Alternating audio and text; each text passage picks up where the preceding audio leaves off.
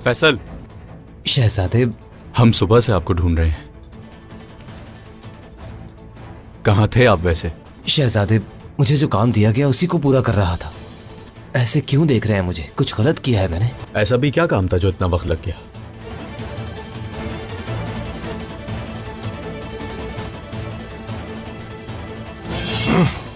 शहजादे,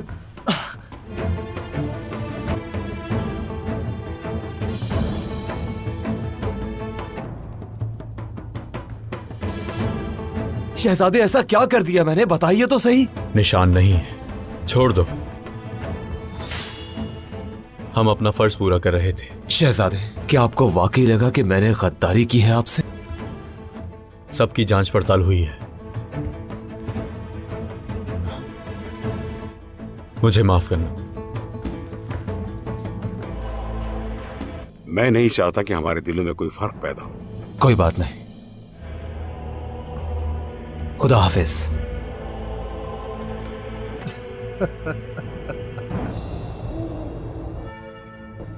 सुल्तान याकूब, आपको अपने कले में देखना एहसास की बात है, लेकिन उस्मान साहब कहाँ हैं? तुम्हें उस्मान साहब की क्या जरूरत है? तुम तुर्कों के सुल्तान के सामने बैठे हो। अपनी हद में रहो तकफुर। हमारे बेटे तुम्हारे पास हैं, इसलिए बगैर सोचे समझे बात कर रहे हो। सब्र का इम्तिहान न लो। आपके लिए भी ऐसा ही है। इससे कोई फर्क नहीं पड़ता कि आप सुल्तान हैं। आपके मुस्तकबिल का सुल्तान मेरे हाथों में है, इसलिए अल्फाज का चुनाव सोचकर करें। जिन जगहों का तुमने मुतालबा किया है वो तुम्हारे हवाले कर दिए जाएंगे। पहले लेफ्के से आगाज करेंगे। मैं अपनी जबान पर कायम हूँ तकफुर। अब तुम्हें कैस्तल में खबर भेजनी होगी और हमारे बेटों को रिहा करना होगा। नहीं याकूब साहब, ये इतना आसान नहीं है। मुझे वो तमाम जमीनें चाहिए जिनकी बात हुई थी, और तभी हमारे सिपाही आपके बेटों को आपके पास वापस लाएंगे। तकफुर, तुम हद से तजावुज कर रहे हो। तुम्हारी नीयत जाहिर है कि तुम मेरे बेटे की जान के बदले सारी जिंदगी अपनी शर्तें मनवाओगे। हमारा कुछ नहीं बिगाड़ सकते याकूब साहब। जब तक तुम्हारा बेटा मेरे पास है, तुम मेरी मुट्ठी में कैद हो।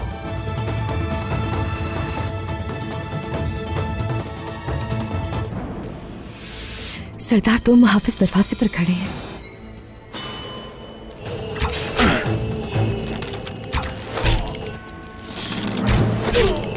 उस्मान, क्या हुआ?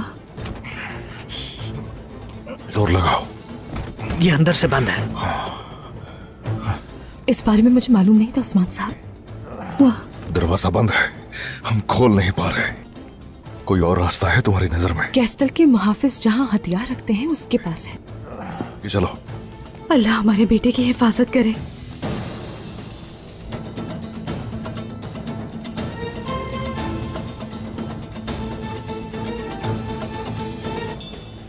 ये है वो उस्मान साहब।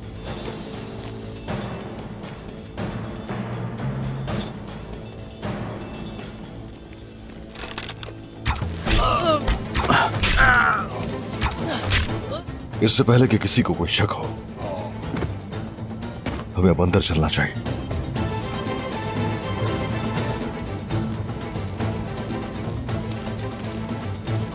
हमारे पास ज्यादा वक्त नहीं है। लेफ्के की चाबी तकफुर के हवाले कर दो। उस्मान ने इसकी इजाजत कैसे दे दी याकूब साहब? उसे कले और आसार हासिल करने में कई सालों की मेहनत लगी थी। उस्मान बरसों से तुम्हारी जमीनों पर फतह हासिल करता रहा है तकफुर। काराजा हिसार और कले मेरी अजीम हवेली से बहुत छोटे हैं, क्योंकि तुम इस वक्त उस्मान से नहीं बल्कि सुल्तान याकूब से बात कर रहे हो। और याद रखो, लेफ्के का फातिह मैं हूँ। ये जाहिर करने के लिए कि मेरी नीयत बिल्कुल साफ है। सिपाहियों, लेफ्के के बदले हम इन्हें रिहा कर रहे हैं। इन्हें खोल दो। जब आप हमारे दूसरे मुतालबात पूरे करेंगे तो आपके शहजादों को रिहा कर दिया जाएगा। जो चाहते हो वो मिलेगा। अब हमें वो फरमान दो जो साबित करे कि लेफ्के हमारा है याकूब साहब। फिक्र ना करो तकफुर। सलेबी झंडे लटकाओ सिपाहियों। याकूब साहब लैफ केस के असल मालिक को दे रहे हैं।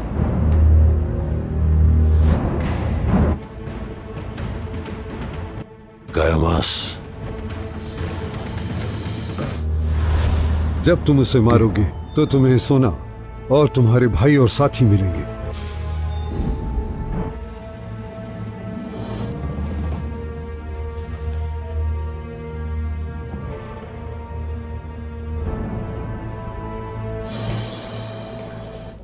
ये है वो रास्ता। जी बिल्कुल उस्मान साहब। जल्दी करो सिपाही। चलो।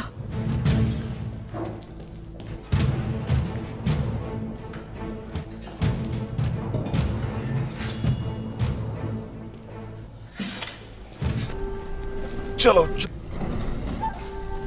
चलो।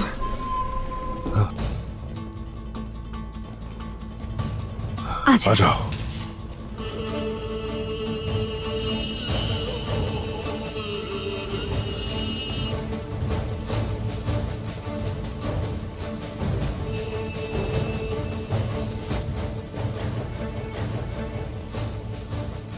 इंतजार करो। आ जाओ।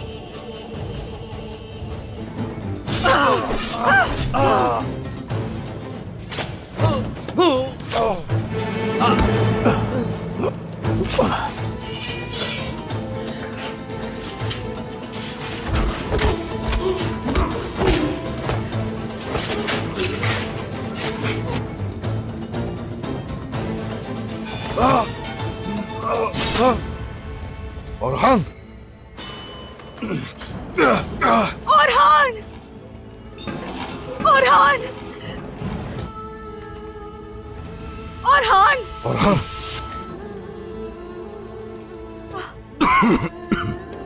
उस्मान कुछ करे, अब क्या होगा? उस्मान,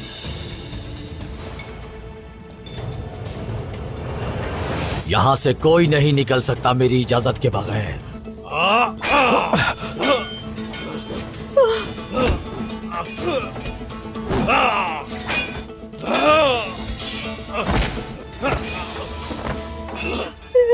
बाबा, मेरे बेटे सब्र कर लो।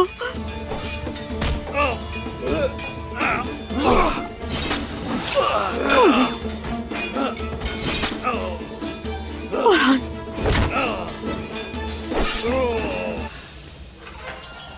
औरहान, शुक्र है मेरे अल्लाह का, शुक्र है अल्लाह का तुम जिंदा हो। ठीक है। उन्होंने तुम्हारा क्या हाल कर दिया? शुक्र है अल्लाह का।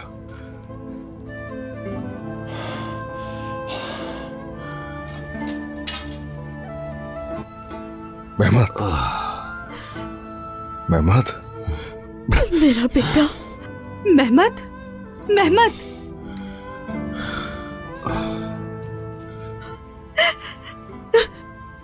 शुक्र है अल्लाह। ठीक हो? उस्मान साहब। खोलो, खोलो फेरा। या अल्लाह तेरा शुक्र है। तुम्हें कुछ नहीं हुआ मेरे बेटे, तुम ठीक हो? चलो। सरदार कले के सिपाही यहीं आ रहे हैं। जब वो नहीं देखेंगे सिपाहियों को यहाँ,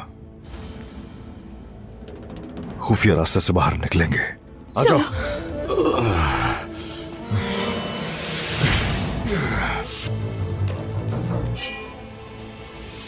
चलो। आ जाओ, आ जाओ, ख्याल से, ख्याल से।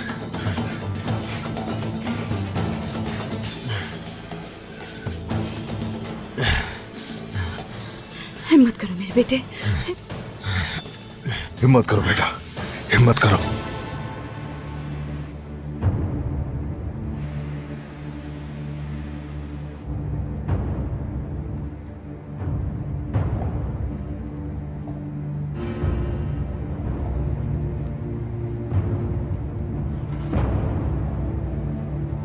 सुल्तान याकूब, मैंने तुम्हारे बेटे को नहीं मारा। तुम्हारी रहमदिली, तुम्हारी मोहब्बत तुम्हारी सबसे बड़ी कमजोरी है। यकीन करो, ये तुम्हारा इख्तिताम होगा।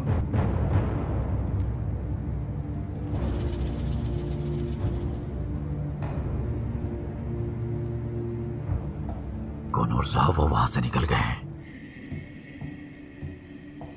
रुके याकूब साहब, ये मुआहिदा मंजूर नहीं।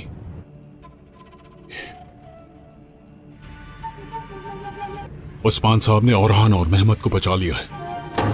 झूठ है।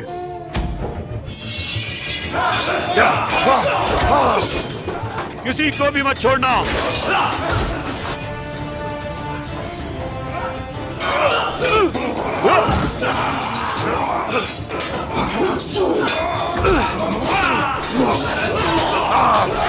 पकड़ो इन्हें। ये यहां से जिंदा नहीं जाएंगे। हमला करो।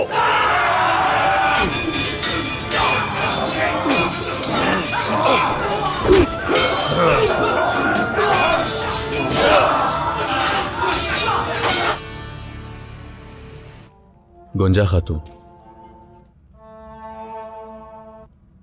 क्या मेरे भाई के बारे में कोई खबर मिली? तो फिर क्यों आए हो यहाँ? शायद तुम्हें पहचान ही नहीं सकी हूं मैं। मुझे इस तरह देखकर खुशी हो रही है तुम्हें? तो आप मुझे मुनाफिक कह रही हैं? जैसा तुम समझो। क्यों आए हो यहाँ?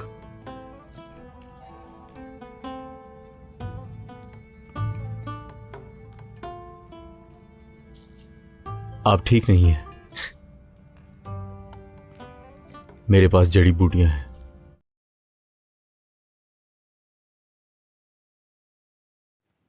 अस्सलाम वालेकुम नाजरीन, क्रोलोस उस्मान की एक नई एपिसोड में खुश आमदीद। इस एपिसोड के आगाज़ में हमें दिखाया जाता है औरहान साहब अपने सिपाहियों के हमरा तेज़ी से गुस्से में फैसल के कमरे में दाखिल होते हैं।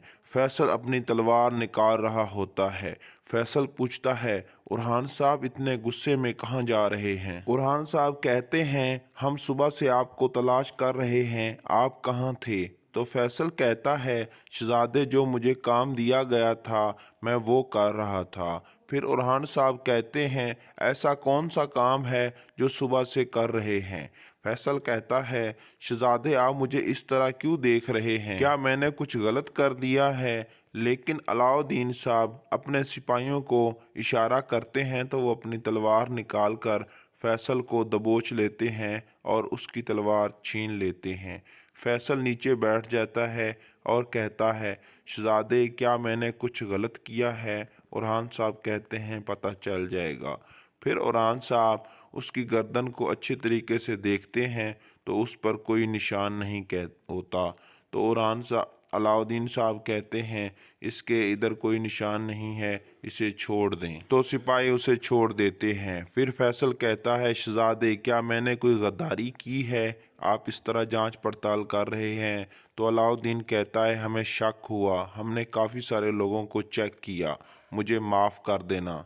इसके बाद अलाउद्दीन अपने सिपाहियों को इशारा करते हैं तो वो अपने सिपाहियों को हमरा लेकर बाहर निकल जाते हैं, लेकिन बेअंदर बे उसके पास ही खड़े रहते हैं। बेअंदर बे कहता है, मुझे माफ़ करना फैसल। फैसल कहता है, कोई बात नहीं। फिर बेअंदर कहता है, हम सिर्फ एहतियाती तदाबीर अपना रहे थे और कोई बात नहीं थी।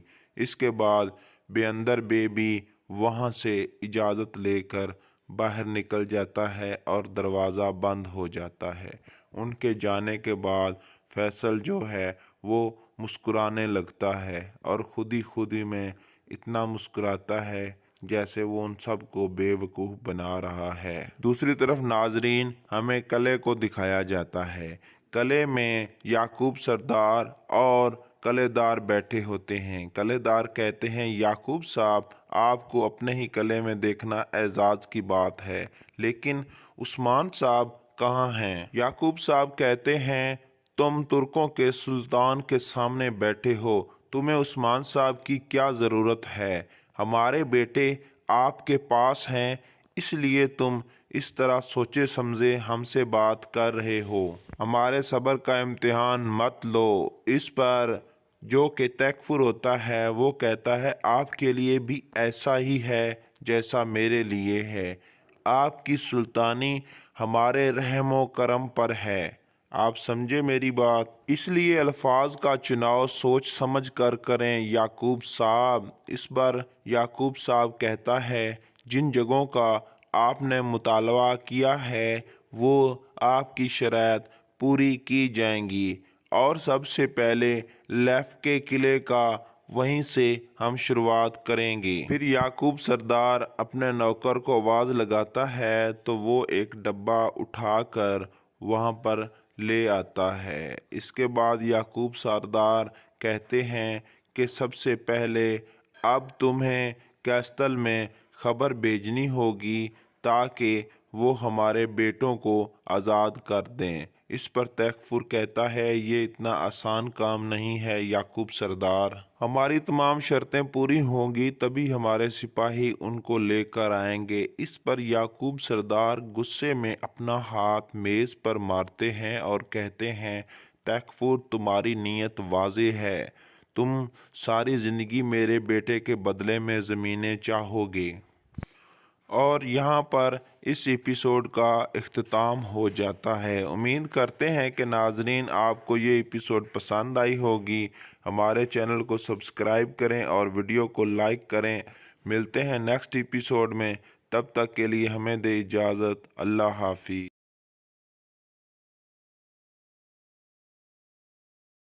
अस्सलाम वालेकुम नाज़रीन, अल-परसलान की एक नई एपिसोड में खुश आमदीद। इस एपिसोड के आगाज़ में हमें दिखाया जाता है नौरोज़ का समा होता है, सिपाही रक़्स कर रहे होते हैं, हर तरफ खुशी ही खुशी होती है।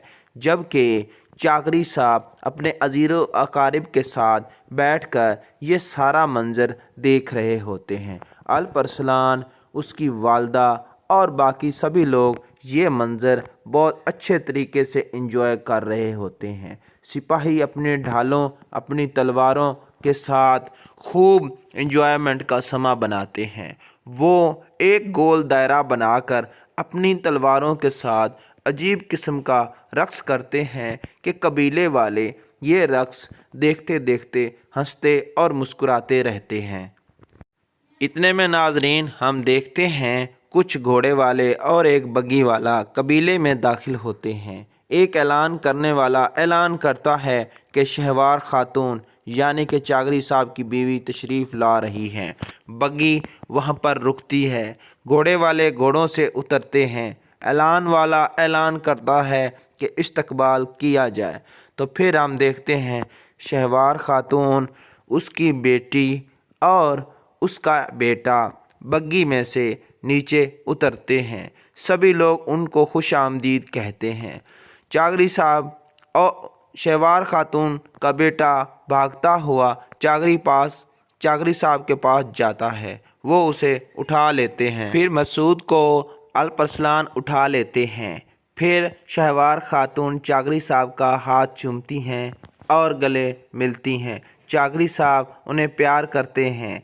फिर शहवार खातून अपनी वालदा का भी हाथ चूमती हैं और उसके गले भी मिलती हैं। वो भी उससे प्यार वसूल करती हैं और हाल अहवाल पूछती हैं। फिर चागरी साहब अपने अमीर बोजदांग का हाल पूछते हैं तो अमीर बोजदांग उनका शुक्रिया अदा करते हैं और कहते हैं मैं ठीक ठाक हूँ। इसके बाद नाजरीन अल-परसलान भी वहीं पर मौजूद होता है। उस बच्चे के साथ बातें करने लगता है। वो बच्चा बहुत ही प्यारी प्यारी अल-परसलान के साथ बातें करता है, जिसे देखकर चागरी साहब और बाकी सब लोग खुश होते हैं।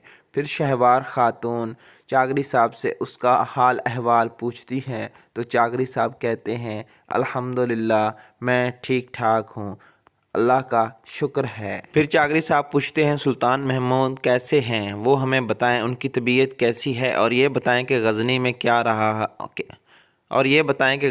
क्या हो रहा है। शहवार खातून थोड़ा सा अफसरदा हो जाती हैं और कहती हैं इस मामले पर बात चल कर खैमे में करते हैं। जब सभी लोग ऐसी बात सुनते हैं तो सब हैरान व परेशान हो जाते हैं। जबकि सुलेमान की बीवी अमीर बोजदार से हाल हवाल पूछती है तो वो कहता है शहवार खातून यहाँ नरोज़ के मौके पर आना चाहती थी तो हम उसके साथ यहाँ आ गए।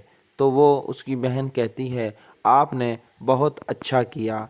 तो नाजरीन ये थी आज की एपिसोड। उम्मीद करते हैं कि आप लोगों को हमारी आज की अल-परसलान की ये एपिसोड पसंद आई होगी। अगर पसंद आई है तो हमारी वीडियो को लाइक करें और चैनल को सब्सक्राइब करें। मिलते हैं नेक्स्ट एपिसोड में, तब तक के लिए हमें दे इजाज़त और अपना रखना बहुत सारा ख्याल। अल्लाह हाफिज़, अल्लाह निगहबान, खुदा हाफिज़।